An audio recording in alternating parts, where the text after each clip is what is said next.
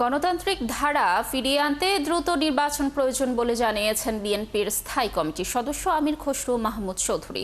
গুলশানে দলের চেয়ারপারসনের কার্যালয়ে বিএনপির প্রতিনিধি দলের সঙ্গে ঢাকাস্থ জাতিসংঘের প্রতিনিধিদের বৈঠক শেষে সাংবাদিকদের কথা জানান তিনি। এ সময় তিনি জানান, আবাসিক সমন্বয়কারী গোয়েন লুইসের সঙ্গে রোহিঙ্গা বিষয়েও কথা হয়েছে। গোয়েন লুইস রোহিঙ্গা প্রসঙ্গে বলেছেন, রোহিঙ্গা চ্যালেঞ্জ মোকাবেলায় বাংলাদেশের পর্যাপ্ত সহযোগিতা প্রয়োজন। জাতিসংঘ এই বিষয়টিতে সহযোগিতার কথা ভাবছে বলেও জানান গোয়েন লুইস। বেলা 11টার দিকের এই বৈঠকে বিএনপির পক্ষে নেতৃত্ব দেন মহাসচিব মির্জা ফখরুল ইসলাম আলমগীর। বৈঠকে ছিলেন দলের সাংগঠনিক সম্পাদক শামা ওবায়েদ।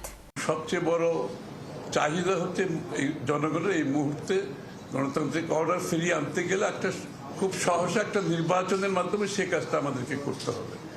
এবং ফেব্রুয়ারির প্রথমার্ধে যে নির্বাচনের আলোচনা চলছে, এটাকে কিভাবে সফলভাবে আমরা সমাপ্তি করতে পারি সেটা আলোচনা হয়েছে।